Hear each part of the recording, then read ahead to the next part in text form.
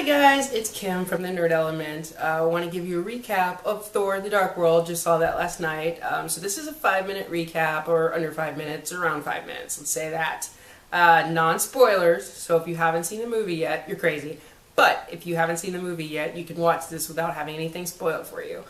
I will probably have a more in-depth review up in the next day or so, where I do have some spoilers, because I think there's some interesting plot points that are going to come out of this movie. So I'll talk a little bit more about that in depth in a different review.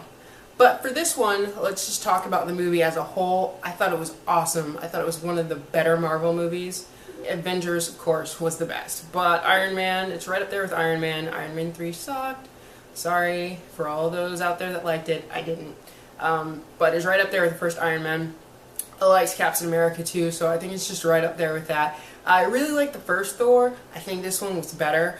I think it was better mainly because you got to see, I think it was more visually stunning, and nothing against New Mexico. The first Thor was filmed in New Mexico, and it is beautiful in its own right, but we get to see more of Asgard, and it's really pretty. Like, they did a really good job with the scenes and developing that kind of world.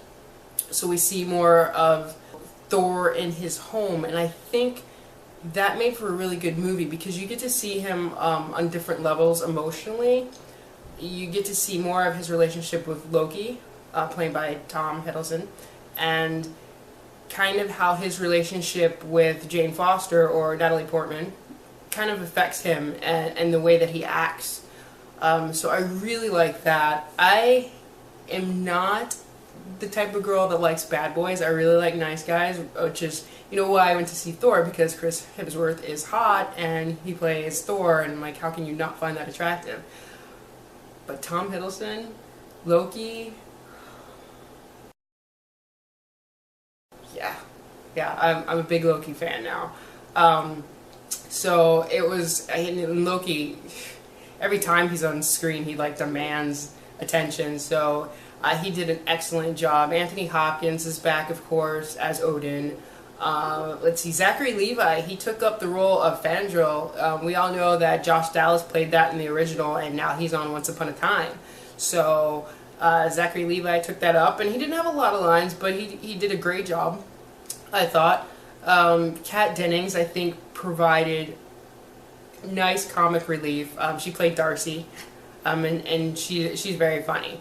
And then you've got Dr. Eric Selvig, he's back. We saw him in Avengers, and he's a little crazy in this movie, but he does a good job. And Christopher Eccleston, he plays the villain in this, Malekith. He's kind of a dark elf. I didn't even know it was Christopher Eccleston, and I'm a Doctor Who fan. I try not to look at the cast and IMDb before I go see Marvel movies, just in case a cameo, I see like a cast member for a cameo and then something spoiled for me, so I don't really look at the cast list. So when I saw at the end of the movie the credits where it said Christopher Eccleston, I was like, what? I totally geeked out. And he doesn't have a lot of lines. He's a villain. I'd be scared of him, and I think he does a great job. And they did a great makeup job, so that was really cool. All in all, I really, really like this movie. Just so you know, and I'm sure you guys do know, if you've ever seen a Marvel film, you wait until the end. And not just the end, like after all the main credits, but the very end, after they go through the score and everything. Because there's 2 end credit scenes, and I don't want to spoil them for you, but the first end credit scene, you're gonna geek out about. I geeked out about it. It's pretty cool. There's a cameo there, and see, that's why I don't look at the cast list on IMDb. But there's a cameo there, kind of promoting something that's coming up. So check that out. And at the very end, like after all the credits, is kind of, I think it's a scene. It's cute. Let's put it that way. It's cute. It has nothing to do with anything that's coming up. Although it could allude to maybe, I don't know, a plot for ABC S.H.I.E.L.D., Agents of S.H.I.E.L.D., maybe, who knows. But yeah, definitely stay through the whole thing.